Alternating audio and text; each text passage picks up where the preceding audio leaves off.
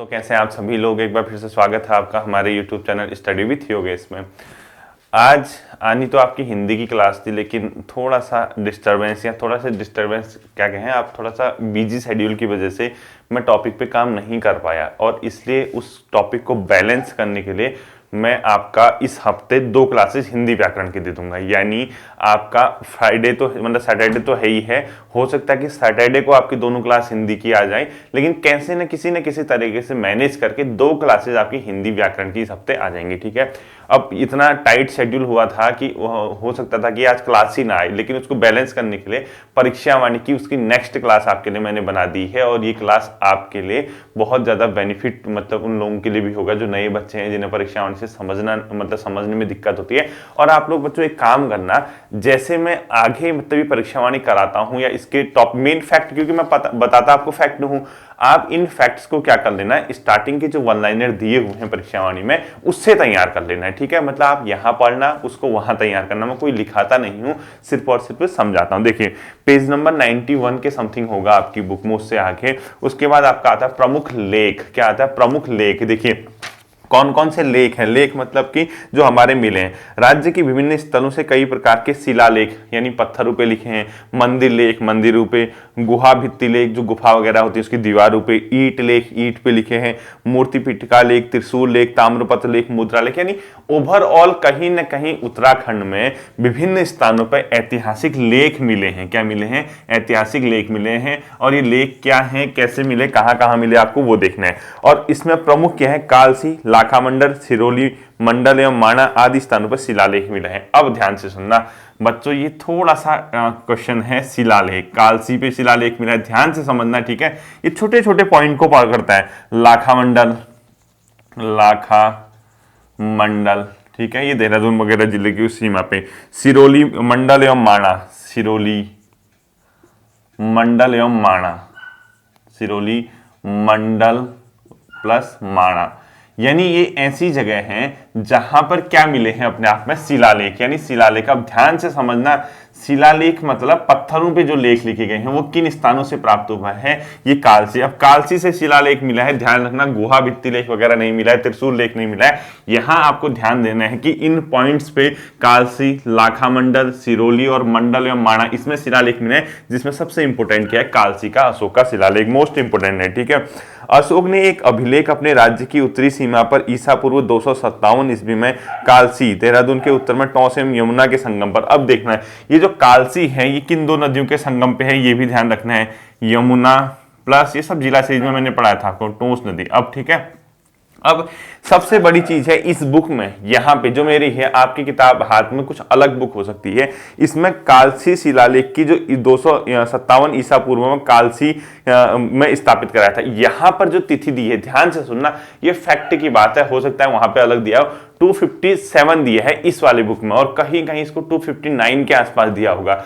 तो जहां तक मैं जानता हूं, जितना मुझे पता था, क्योंकि मैंने इस पे काम तो किया नहीं, एक बार मैंने पहले भी बताया था, 257 ईसा पूर्व के 1-2 जगह मैंने आपको एविडेंस भी भेजे हुए थे। यानी मैंने कहीं ना कहीं से उसको सर्च करके यूट्यूब वगैरह का जो डीडी न्यूज वगैरह का था उसमें भी शायद 257 ही दिया था, तो या 259 हो सकता है आपकी किताब में दिया हो। इसको क्रॉस चेक करना है आपको। इस कालसी शिलालेख की तिथि यानी 257 कब का है ये पूछेगा। ठीक है, 257 बीसी है या कितना है, इसको आप लोगों ने सर्च करना है, क्लियर करना है। ठीक है, और कैसे तैयार होगा, एक बार अपनी किताब में देख लेना कितना लिखा हुआ है, कमेंट सेक्शन में भी बता देना कि कितना लिखा हुआ है, क्योंकि हो सकता है ये इसमें मिस प्रिंट हुआ हो, पहले की किताब है, तो इसको चेक करना है आपको। ठीक है, फिलहाल के लिए इसमें तिथि जो लिखी है 257 ईस्वी में मिली है। तो कालसी में क्या मिला? अशोक का शिलालेख। किसका? अशोक कालीन है ये। ठीक है, ये पूछेगा अशोक के कालीन शिलालेख कहां से प्राप्त हुआ है? कालसी से। कालसी किन 2 नदियों के संगम पे है? कालसी शिलालेख की तिथि क्या है, ये सब चेक करना है। ठीक है, यह लेख प्राकृत भाषा व ब्राह्मी लिपि में है। अब कहीं कहीं लिपि तो ब्राह्मी है,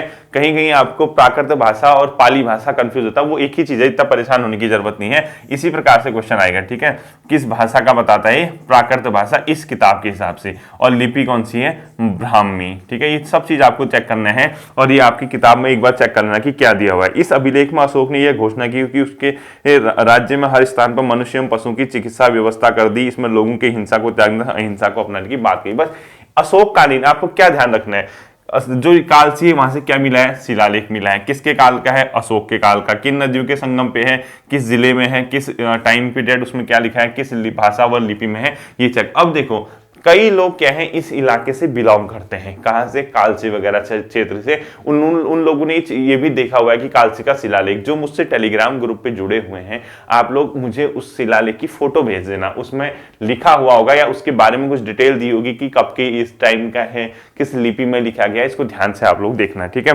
कालसी अभिलेख में यहाँ के निवासियों के लिए पुलिंद तथा इस क्षेत्र के लिए अपरांत शब्द का यूज हुआ है। मोस्ट इंपोर्टेंट क्वेश्चन है, किस शिलालेख में उत्तराखंड का यानी ये जो क्षेत्र है यहाँ का नाम पुलिंद मिलता है, तो कालसी शिलालेख। और किस में यहाँ के लोगों को अपरांत कहा गया। मोस्ट इंपोर्टेंट क्वेश्चन कर देना कि किस शिलालेख में इस क्षेत्र को यानी जो क्षेत्र बताया गया है जिसकी हम बात कर रहे हैं उसको पुलिंद शब्द से संबोधित किया गया है, और अपरांत शब्द कहाँ के लिए यूज हुआ है, ये क्वेश्चन आपको पता होना चाहिए, ठीक है। निवासियों के लिए पुलिंद, ठीक है, यहाँ के निवासियों को पुलिंद कहा गया और क्षेत्र को अपरांत। देहरादून के जौनसार भाबर तथा स्थित लाखा मंडल से राजकुमारी ईश्वरा का शिलालेख प्राप्त हुआ है। इस शिलालेख के अनुसार यमुना उपत्यका में यादवों का राज्य था। यानी आपको कुछ नहीं करना, लाखा मंडल से किसका शिलालेख मिला है, राजकुमारी ईश्वरा का। ये मोस्ट इंपोर्टेंट है, राजकुमारी ईश्वरा का जो शिलालेख मिला है वो कहां से मिला है, अपने आप में लाखा मंडल। तो आपको ध्यान रखना, अशोक का शिलालेख पूछेगा तो कालसी, लाखा मंडल से पूछेगा तो राजकुमारी ईश्वरा का। और मिला क्या, शिलालेख, यानी शिला मतलब पत्थर पे लिखा गया लेख, ये ध्यान रखना है, ठीक है। और यहां पर यादवों का शासन बताया गया, ये उतना ज्यादा इंपोर्टेंट नहीं है। गोपेश्वर, कालीमठ, केदारनाथ, नाला के लेख मंदिर की दीवारों पर उत्कीर्ण है। यानी गोपेश्वर पे है, कालीमठ है, केदारनाथ और नाला के लेख, यहां जो लेख मिले मंदिरों की दीवारों पे उत्कीर्ण है, तो वो उतना इंपॉर्टेंट नहीं है जितना कि कालसी और लाखा मंडल के अपने आप में शिलालेख हैं, ठीक है। मंदिरों पे कहां कहां मिले हैं, गोपेश्वर, केदारनाथ, इसके अलावा अपने आप में कहां पे मिले, कालीमठ और नाला, ये इतना इंपॉर्टेंट नहीं है। देवप्रयाग तथा कल्पनाथ में गुफाओं के अंदर दीवारों पे लेख मिले हैं। यानी गुफा लेख, मंदिर लेख कैसे देखना है, देखो कैसे करना है क्वेश्चन ताई। गुफा पे लेख कहां मिले हैं, गुफा लेख कहां मिले हैं, लिखोगे देवप्रयाग के आसपास। मंदिर की दीवार पर लेख, मंदिर लेख है नहीं, मंदिर की दीवार पर लेख कहां मिले हैं, केदारनाथ, गोपेश्वर, ये सब चीजें इस प्रकार से आपको लिखने हैं, ठीक है। इसके बाद नैनीताल तथा बाड़ावाला देहरादून से ईंटों पर उत्कीर्ण लेख मिले हैं। और तीसरा कहां पे, ईंट पर उत्कीर्ण लेख, क्योंकि ये प्रागैतिहासिक चीजें हैं बच्चों, ये हमेशा इंपोर्टेंट रहती है अपने आप में। तो ईंट पर जो लेख मिले हैं वो किस जगह मिले हैं, मंदिर पे जो लेख मिले हैं वो किस जगह मिले हैं, गुफा पे जो लेख मिले हैं वो किस जगह मिले हैं, कालसी शिलालेख का संबंध किससे है, लाखा मंडल पे किसका है, इस प्रकार से इसको तैयार करना है, ठीक है।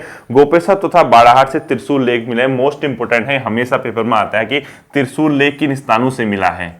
त्रिशूल पे यानी त्रिशूल समझ रहे होंगे, उस पे जो लेख मिले हैं दो जगह से मिले हैं, एक गोपेश्वर, एक बाड़ाहाट, ठीक है। और बाड़ाहाट किसका पुराना नाम था, पहले उत्तरकाशी वगैरह के क्षेत्र को बाड़ाहाट नाम से संबोधित किया जाता था, ठीक है। तो गोपेश्वर और बाड़ाहाट से त्रिशूल, तो देखिए क्या क्या बना। गुफा लेख कहां मिले हैं, समझ गए आप। मंदिर लेख ऐसे ही लिखना, गुफा लेख डैश, मंदिर लेख कहां मिला है, समझ गए। ईंट पर उत्कीर्ण लेख कहां मिला है, डैश करके लिखिए। इसके अलावा त्रिशूल लेख कहां मिला है, देखिए। कि शिलालेख कहां कहां मिले हैं, देखिए। कालसी और इस लाखा मंडल के शिलालेख का संबंध किससे, वो ध्यान से आपको देखना है, ठीक है। देवलगढ़ था कोलसारी से प्राप्त मूर्ति पीठिका लेख, देखिए। इस प्रकार ये छोटे छोटे बेसिक क्वेश्चन हम क्या करते हैं, हम पढ़ के जाएंगे, हम खुश रहते हैं कालसी और लाखा मंडल पढ़ के, उसका कोई भरोसा नहीं कि जो आपका पेपर सेट करते। पूछने के लिए वो लिख सकता कि मूर्ति पीठिका लेख कहां से प्राप्त हुआ है, यानी इस प्रकार से आपको इनको सबको तैयार करना है, ठीक है। मूर्ति पीठिका लेख, मूर्ति पीठिका लेख, ये किस स्थान से प्राप्त हुआ है, ये भी इस प्रकार से लिखना है। तो आपको कंप्लीट पता होना चाहिए, गुफा लेख, मंदिर लेख, ईंट लेख, मूर्ति पीठिका लेख, त्रिशूल लेख और इसके अलावा शिला लेख, ठीक है। ये सब पता होना चाहिए। ये मूर्ति पीठिका लेख देवलगढ़ तथा कोलसारी से प्राप्त हुए, ये ध्यान रखना।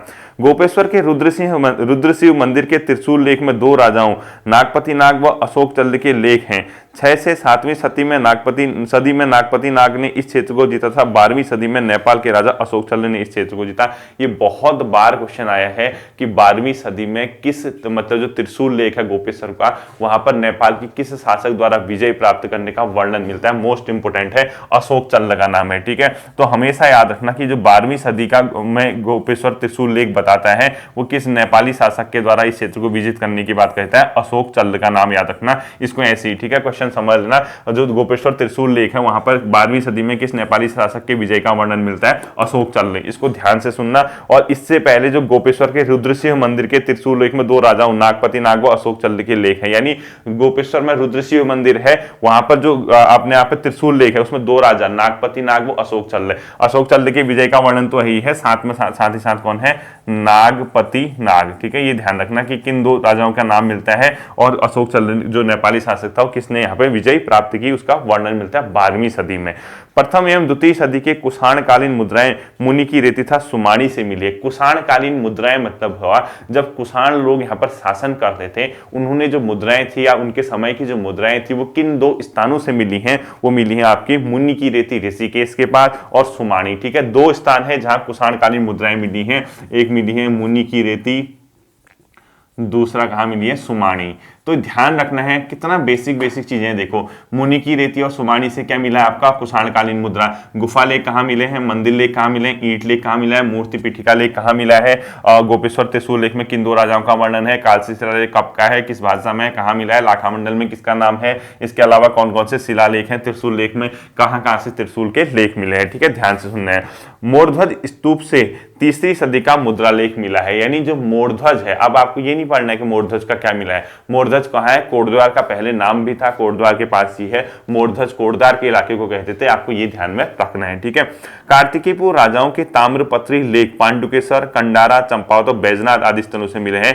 पांडुकेश्वर से 4, कंडारा से 1 तथा चंपावत से 1 ताम्रलेख मिला। ये मोस्ट इंपोर्टेंट है, जो अपने आप में कार्तिकीपुर राजा थे उनके ताम्रलेख किन स्थानों से मिले हैं, आपको ध्यान रखना है। उनके ताम्रलेख मिले हैं अपने आप में पांडुकेश्वर, कंडारा, चंपावत, बैजनाथ। ठीक है, पांडुकेश्वर, चंपावत, कंडारा व बैजनाथ, कंडारा वो बैजनाथ। तो एक अच्छे बच्चों की तरह, एक होशियार बच्चों की तरह, एक स्मार्ट बच्चों की तरह अगर आपको अपना काम करना होता है तो आप तुरंत क्या कर लेते हैं, इनके नाम के आगे डैश करके लिखोगे कार्तिकीय कालीन ताम्र मुद्राएं, इनके आगे लिखोगे आप कुलिंद कालीन मुद्राएं, और ये शिलालेख के नाम लिखोगे डैश डैश। कुलिंद ये थोड़ा कालसी और लाखा मंडल के बारे में, पुलिंद और अपरांत किनको कहा गया, किस शिलालेख में कहा गया है, गुफा लेख कहाँ मिले हैं, मंदिर लेख कहाँ मिले हैं, ईंट लेख कहाँ मिले हैं, और मूर्ति पीठिका लेख कहाँ मिला है, त्रिशूल लेख कहाँ मिला है, त्रिशूल लेख में किस राजाओं का वर्णन है, 12वीं सदी में किस राजा का यहाँ पे विजय का वर्णन मिलता है और किस लेख में मिलता है। इस प्रकार से आपका समग्र अध्ययन होता है। ठीक है, इसके बाद आता है बच्चों ऐतिहासिक काल, यानी हिस्टोरिकल पीरियड, जहां से हम लोगों की इतिहास शुरू होती है उत्तराखंड की। पहला आता है प्राचीन काल। प्राचीन काल में यहाँ पे जो शासन करने वाले लोग थे वो थे कुलिंद शासक। आपको ये इसी प्रकार से नोट्स बनाने जैसे मैं बता रहा हूँ। ठीक है, अब एक एक चीज परीक्षा वाणी से लिखाऊं, क्योंकि मैं पढ़ा ही परीक्षा वाणी रहा हूँ और परीक्षा वाणी के इतर कुछ भी नहीं जाऊंगा। ठीक है, फिलहाल इन टॉपिक्स में, क्योंकि ये किताब ऐसी है, बेसिक किताब है, बहुत से लोगों को, बच्चों को उत्तराखंड पढ़ने में जो दिक्कत होती है वो इसी से शुरुआत करते हैं, तो उनके लिए भी है। ठीक है, प्राचीन काल उत्तराखंड मूलतः एक दुर्गम क्षेत्र था, इसका अधिकांश भाग बिहड़ बिरहड़ ये सब चीजें थी, सब छोड़ दीजिए। कुलिंद शासकों के बारे में सबसे पहले हम पढ़ेंगे। ठीक है, विभिन्न स्रोतों से ज्ञात होता है कि कुलिंद जाति उत्तराखंड पर शासन करने वाली प्रथम राजनीतिक शक्ति थी। पहली राजनीतिक शक्ति जिसने उत्तराखंड पर शासन किया वो थे कुलिंद राजवंशी। ठीक है, अब इससे पहले जो थे वो आदिम जाति थे, उतना इंपोर्टेंट नहीं रहता, वो कोल वगैरह वैसे पूछता है कि सबसे पहली आदिम जाति कौन सी थी उत्तराखंड की जिसने यहाँ पे रही थी। कोल और किरात, ये दो जातियां थी, इनके नाम आते हैं पेपर में, और अधिकांश लोग कोल मानते हैं। तो आदिम जाति जो उत्तराखंड की सबसे पहली आदिम जाति लिख लो, आदिम मतलब सबसे पुरानी जाति। ठीक है, आदिमानव के टाइम वाली जाति, तो ये थी अपने आप में कोल और किरात। तो कोल सबसे ज्यादा मानी जाती है पुरानी, उसके बाद किरात। कई किताबों में किरात पहले होगा, कोल बाद में, लेकिन यूके पीएससी हमेशा इसको कोल ही देता है, यूके ट्रिपल एससी भी ज्यादातर कोल ही इसका आंसर देता है। तो प्रथम राजनीतिक शक्ति यानी पॉलिटिकल जो अपने आप में पावर थी वो उत्तराखंड में सबसे ज्यादा पहले शासन करने वाली थी कुलिंद, यानी राजनीतिक शक्ति, ये ध्यान रखना है। ठीक है, उत्तराखंड में शासन करने वाली पहली राजनीतिक शक्ति पूछता है आपसे तो वो कौन थी, कुलिंद शासक थे, प्रथम राजनीतिक शक्ति। उत्तराखंड के पहाड़ी क्षेत्रों में लगभग तीसरी चौथी सदी इनका शासन रहा, यानी जो 3rd और 4th सेंचुरी थी उस टाइम तक इन लोगों ने शासन किया, वो सब छोड़ दिए। देहरादून के पास यमुना और टोंस नदियों के संगम पर स्थित कालसी नामक स्थान से प्राप्त अशोककालीन अभिलेख, अभी आप लोगों ने पढ़ लिया है, अशोककालीन अभिलेख कालसी से मिला है, ध्यान रखना है। ठीक है, इस क्षेत्र के निवासियों के लिए पुलिंद, अभी मैंने कहा ना वो जो पुलिंद शब्द था इस क्षेत्र के निवासियों के लिए कहा जाता था, और वो पुलिंद संभवतः कुलिंद ही थे, अभी मैंने बता दिया। और इस क्षेत्र के लिए अपरांत शब्द का प्रयोग किया, ये आप सब जानते हैं। इस अभिलेख में ऐसा लगता है कि प्रारंभ में कुलिंद लोग मौर्य के अधीन थे। यानी एक बार बताइए, कालसी का शिलालेख है वो किसका है? अशोक कालीन है। किसका है? अशोक, यानी अशोक के द्वारा उसको स्थापित किया गया था, अशोक महान के द्वारा। अशोक किस वंश का था? मौर्य वंश का। और इस कालसी में इस क्षेत्र के लिए क्या शब्द यूज हुआ है यहाँ के लोगों के लिए? पुलिंद। और ये पुलिंद संभवतः बाद में ट्रांसलेट करते करते क्या बना? कुड़िंद। तो ये मौर्यकालीन है, इसीलिए माना जाता है कि कुड़िंद जो थे संभवतः क्या थे? मौर्यों के अधीन थे, इसीलिए उसको कहा गया कि मौर्य के अधीन थे, क्योंकि ये इसी के बेस पे, कोई प्रूफ थोड़ा है, बेस यही हुआ कि ये अशोककालीन है, अशोक मौर्य था और इस क्षेत्र में पुलिंद कहा गया और संभवतः पुलिंद कुड़िंदी थे, तो ये अपने आप में मौर्यकालीन हो गए, इसलिए कहा गया है। ठीक है।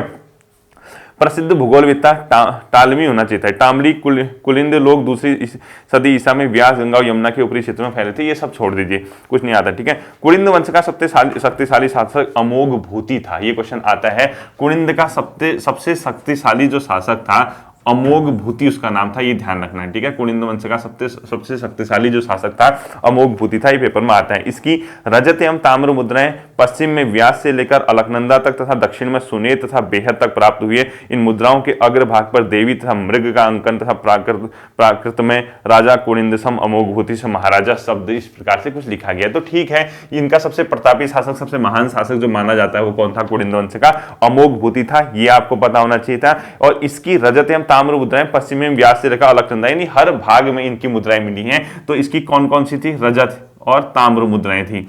ठीक है।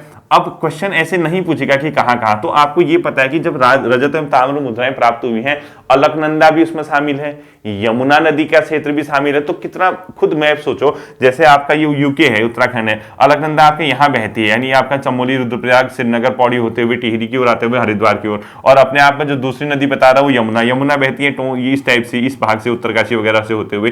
तो कहीं ना कहीं बहुत बड़े क्षेत्र में कुलिंदों ने शासन किया होगा, तभी तो इसकी अमोघ भूति की मुद्राएं मिली। तो सेंस से मानना, कभी क्वेश्चन आता है कि कुलिंद वंश की जो मुद्राएं हैं किन इलाकों से मिली हैं या नहीं मिली हैं, तो ध्यान रखना गंगा घाटी, यमुना घाटी, अलकनंदा घाटी, इस प्रकार से कुछ भी क्वेश्चन पूछ सकता है। तो ये अपने आप में जो ब्रॉड आपकी थिंकिंग होगी वहां पर ये क्वेश्चन आपका सही हो जाएगा। ठीक है।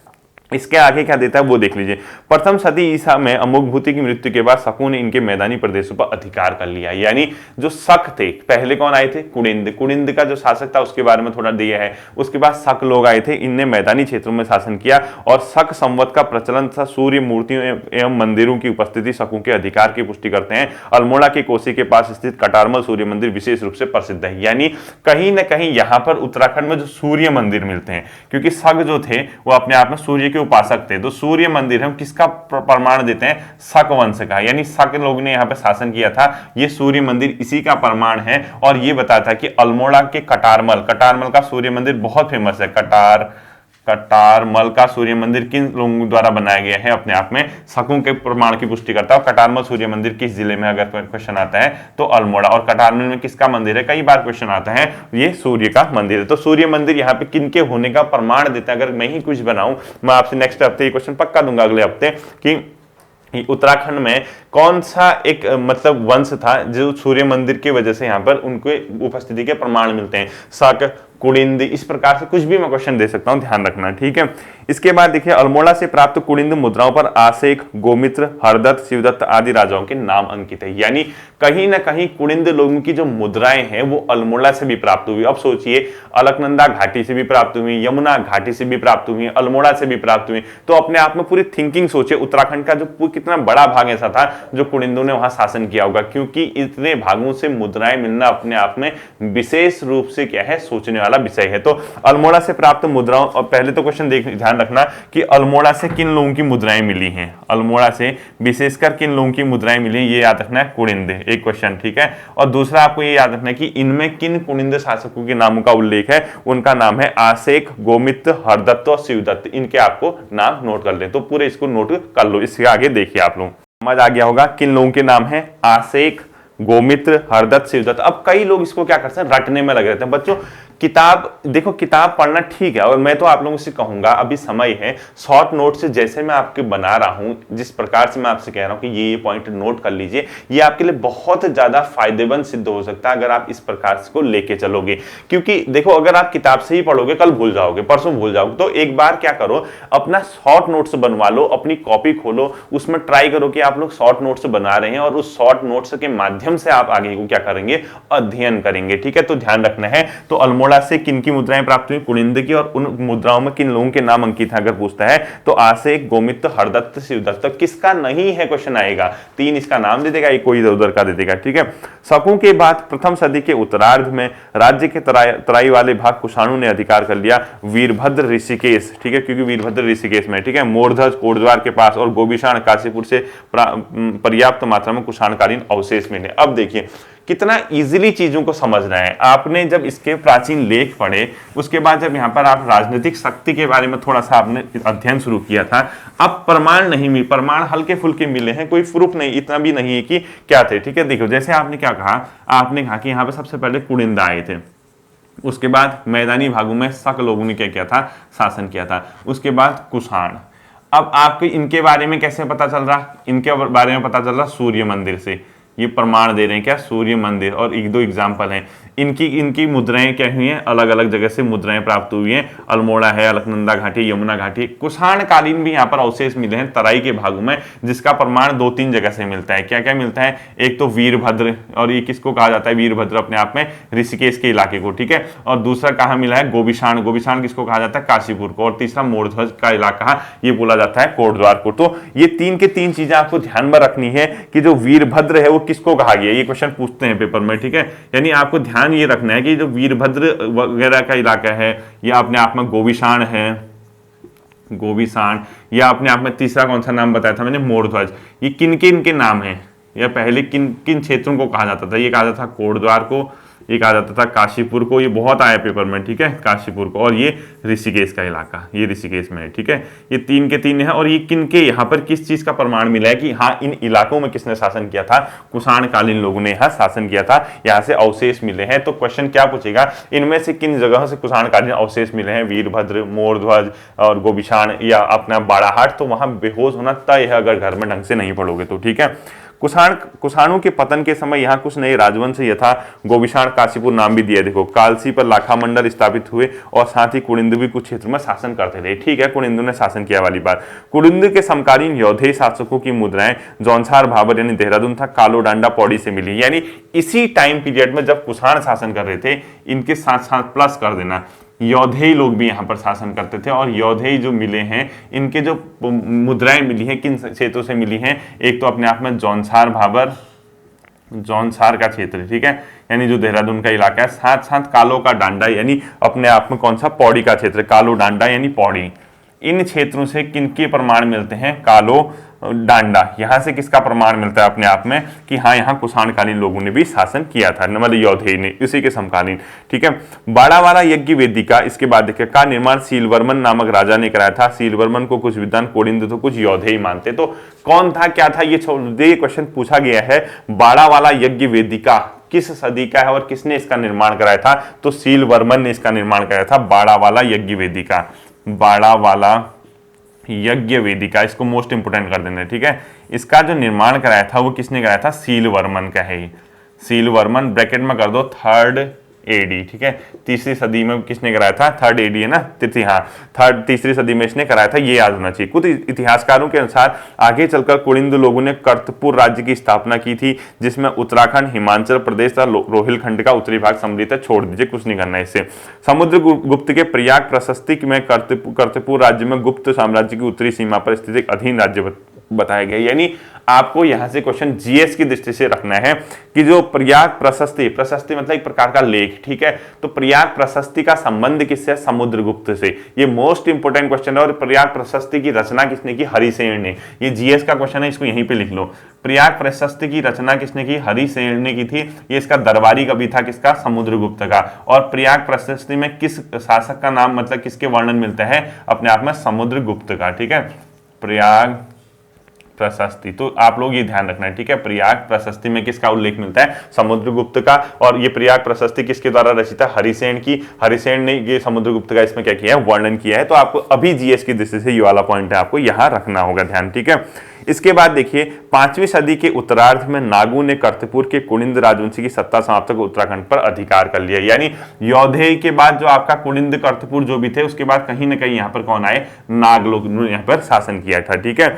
6ठी शताब्दी के उत्तरार्ध में कन्नौज के मौखरी राजवंश ने नागों की सत्ता समाप्त कर उत्तराखंड पर अधिकार किया। यानी उसके बाद नाग के बाद मौखरी आए, क्या ये थे, मौखरी राजवंश ने यहाँ पर शासन किया, जो कि कहाँ के थे, कन्नौज के थे, ब्रैकेट में कन्नौज लिख लेना, ठीक है।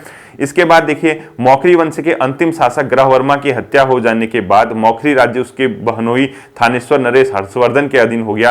हर्षवर्धन द्वारा एक पवित्र पर्वतीय राजकुमारी से विवाह का उल्लेख यहाँ पर मिलता है। तो कहीं ना कहीं जब आपकी मौखरी था, यानी कुनिंद, शक, कुषाण, योधई, नाग, मौखरी, उसके बाद हर्षवर्धन, हर्ष का नाम सुना होगा आपने, उसने इसको अपने आप में अपने कब्जे में ले लिया। इतना नहीं पढ़ना है आपको, ठीक है, इसको स्किप कर दो। हर्षकालीन चीनी यात्री वेनसांग हिमालय को पोली ही मोयुलू ब्रह्मपुर राज्य में गया था, जो कि बौद्ध धर्म के लिए प्रसिद्ध था और हर्ष के अधीन था। उसने यहाँ पर 5 बौद्ध विहार होने का उल्लेख मिलता है, ठीक है। कहीं ना कहीं आपका उत्तराखंड के क्षेत्र में हर्षवर्धन का भी क्या था, अपने आप में रोल था, मतलब कहीं ना कहीं हर्षवर्धन ने भी इस इलाके में अपना महत्वपूर्ण भूमिका निभाई। मैं ये नहीं कह रहा कि इसका जो राजा था हर्षवर्धन वो यहाँ पर रूल करता था, ऐसा नहीं है। हाँ, उसके समय के जो लोग थे, जो बौद्ध यात्री थे वेनसांग वगैरह, वो इस इलाके में आए थे, मोयुलू वगैरह इसमें संबोधित किया। आपको क्वेश्चन मिल जाएगा आगे, ठीक है, अभी इतना स्किप कीजिए। हरिद्वार के बारे में वेनसांग लिखता है, भागीरथी नदी के किनारे हरिद्वार नामक नगर है, जो लगभग 20 ली यानी चीनी माप के घेरे में है, ठीक है। क्या पता क्वेश्चन पूछ दे, आयोग का कोई भरोसा नहीं है। वेनसांग ने हरिद्वार का जो क्षेत्रफल बताया वो कितना बताया, 20 ली। ध्यान रखना, ये हरिद्वार इतने भाग में फैला था, ये बताया था चीनी माप होता है, ठीक है, जो चाइना का अपने आप में मापने का वो है। तो ये क्वेश्चन ध्यान रखना कि हरिद्वार का उसने कितना बताया, इस प्रकार से इसको ध्यान रखना है। अंग्रेज इतिहासकार कनिंघम आधुनिक गढ़वाल और कुमाऊं वाले संपूर्ण भूभाग को ब्रह्मपुर मानते हैं। ये मोस्ट इंपोर्टेंट कर देना, मुझे व्यक्तिगत तौर पे लगता है कि कभी ना कहीं क्वेश्चन आना जाए आपका कि कौन सा इतिहासकार कुमाऊं और गढ़वाल के कंबाइंड क्षेत्र को ब्रह्मपुर कहता है। ये है अपने आप में कौन, जो कनिंघम, ठीक है, कनिंघम जो है अपने आप में इस क्षेत्र को ब्रह्मपुर कहता है। ये क्वेश्चन ध्यान रखना है कि किस इतिहासकार ने कुमाऊं और गढ़वाल के संयुक्त क्षेत्र को ब्रह्मपुर कहा है, वो है कनिंघम, इसको ध्यान रखना है, ठीक है। बहुराजकता का युग, फिर ये छोड़ दीजिए कि बहुराजकता का युग वगैरह कुछ नहीं पढ़ना कि छोटे छोटे राजवंशों ने यहाँ शासन किया, ये इस टाइप का छोड़ दीजिए, ठीक है। इन छोटे छोटे राज्यों में ब्रह्मपुर, शत्रुघ्न व गोविशाण राज्य मुख्य थे, जिनमें सबसे बड़ा ब्रह्मपुर राज्य था। थोड़ा सा ब्रह्मपुर राज्य के बारे में हम लोग देख लेते हैं, ठीक है।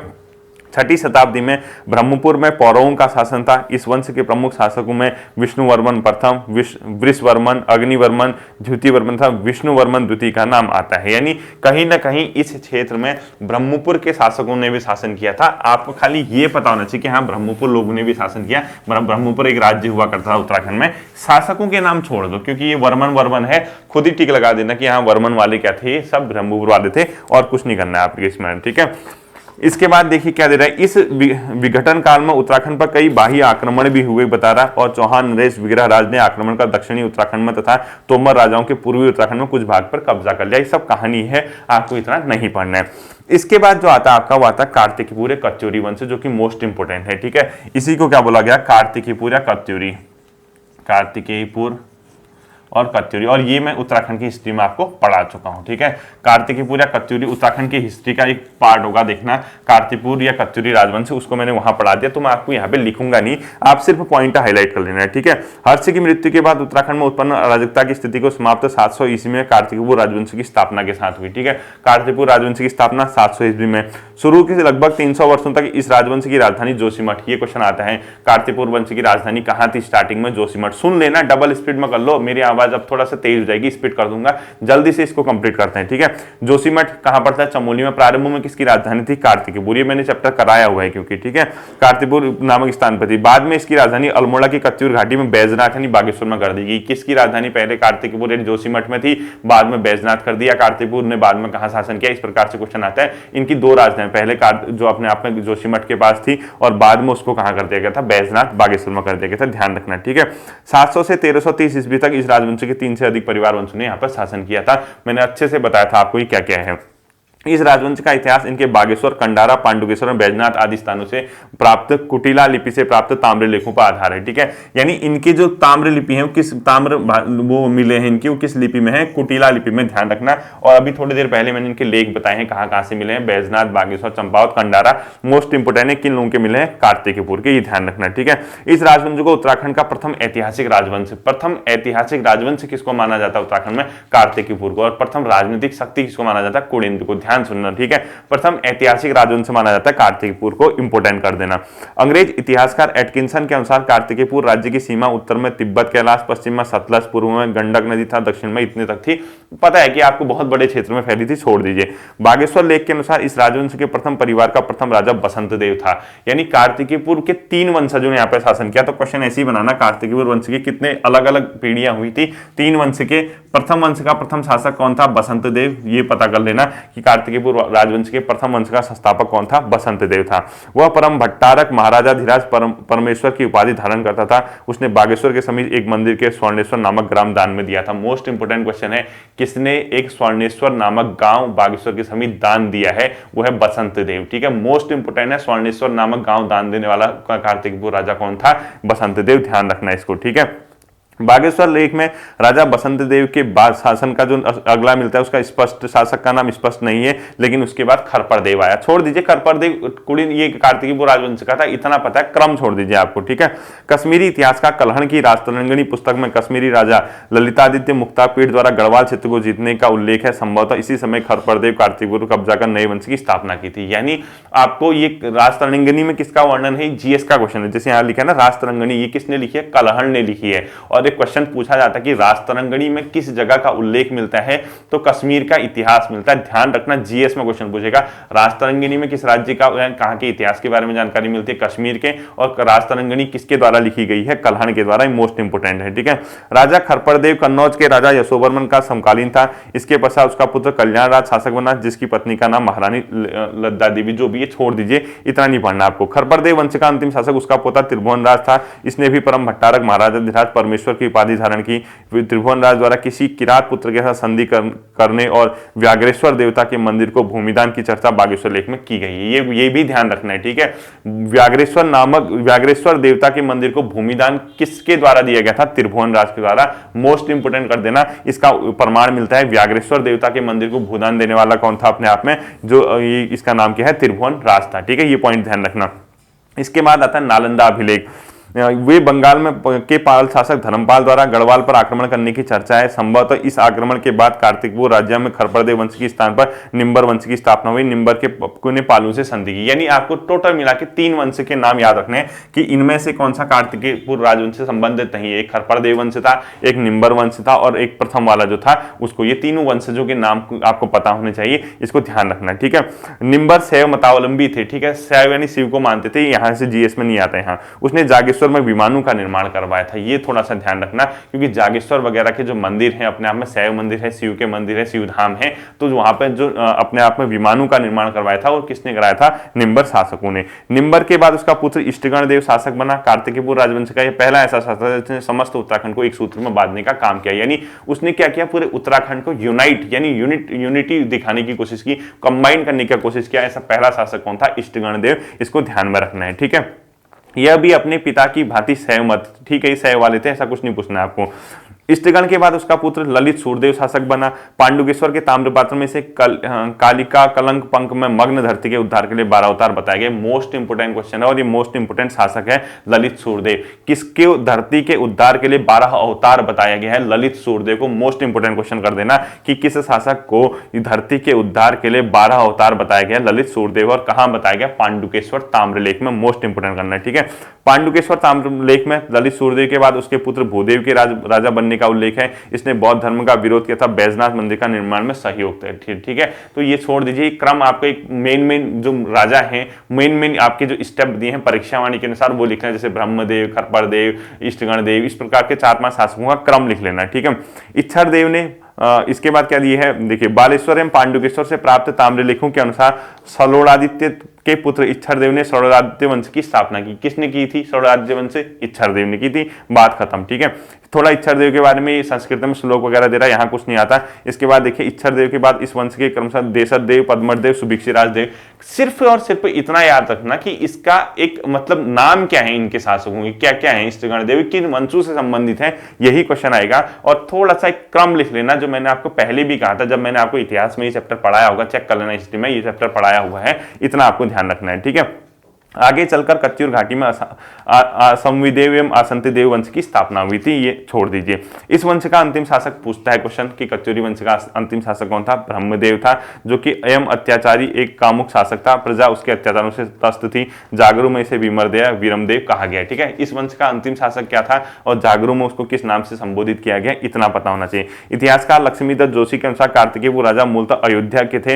राजा शालिवाहन कार्तिकेयपुर राजाओं को आदि पुरुष मानते हैं। इन राजाओं ने इष्ट देवता कार्तिकेय थे। कुमाऊं की जनता भी कार्तिकेय को अपना लोक देवता मानती थी। ये कुछ नहीं पढ़ना, इतिहासकारों ने क्या कहा देख लेना। कार्तिकेयपुर जो वंशी राजाओं ने लोक हितकारी कार्य किए, ये थोड़ा सा स्टोरी है, स्टोरी टाइप की पढ़ लेना। कार्तिकेयपुर वंश का अवसान व सूर्य अस्त हो गया इस और रात्रि हो गई है। ये किसके लिए कहा गया, ये ध्यान रखना है किन शासकों के लिए कहा गया है कि कुमाऊं क्षेत्र में ये मतलब अभी किस शासकों के लिए स्टोरी प्रचलित है कि कार्तिकेयपुर वंश के अवसान पर सूर्य अस्त हो गया और रात्रि हो गई, यानी किस वंश के लिए ये उक्ति कुमाऊं में प्रसिद्ध है कि सूर्य के अस्त हो गया और रात्रि हो गई, वो कार्तिकेयपुर राजाओं के लिए ये उक्ति जानी जाती है। ठीक है, ये अपने आप को सूर्यवंशी मानते थे, ये ध्यान ही होगा आपको।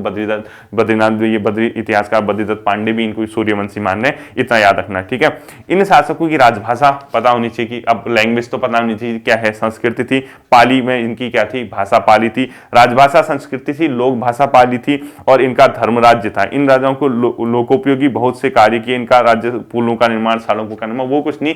भाषा और लिपि कौन सी थी, मतलब पाली भाषा, लोक भाषा कौन सी थी, इनकी जो मेन भाषा थी, राजभाषा थी, वो कौन सी थी, इनका क्रम क्या है राजाओं का, वो पता होना चाहिए। ठीक है, कार्तिकेयपुर राजवंश के शासनकाल में उत्तराखंड में आदि गुरु शंकराचार्य जी का आगमन हुआ। ये सभी जानते हैं कि जो शंकराचार्य थे किस वंश का यहाँ पे शासन था, कार्तिकेयपुर राजवंश का। ये क्वेश्चन आता है पेपर में।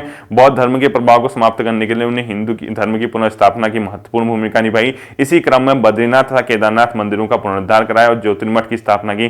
सन 820 में केदारनाथ में उन्होंने अपने शरीर को त्याग दिया। ये मोस्ट इंपोर्टेंट क्वेश्चन है कि आदि गुरु शंकराचार्य ने अपने शरीर को कब त्यागा और कहां त्यागा? 820 ईस्वी में केदारनाथ में। दूसरा, आदि गुरु शंकराचार्य उत्तराखंड में जब आगमन हुआ था उनका, वो किसके समय हुआ था? ये अपने आप में कार्तिकेयपुर राजाओं के समय ही हुआ था। ठीक है, इतना ही आपको यहां तक देखना है। और जो मैंने बताया है कि इसको ऐसे ऐसे देखना, अगर समझ नहीं आता कार्तिकेयपुर वाला, आप लोग एक काम करना, इस चैप्टर को हिस्ट्री में पढ़ लेना। मैंने पढ़ाया हुआ है कुनिंदो, ये कार्तिकेयपुर वगैरह, आप लोग इसको समझ जाएंगे। ठीक है, होपफुली आपकी चीजें ईजी हो रही होंगी आप लोगों के लिए। फिर मिलते हैं आपके साथ अगले सेशन पे। अपना ध्यान रखिए। Thank you.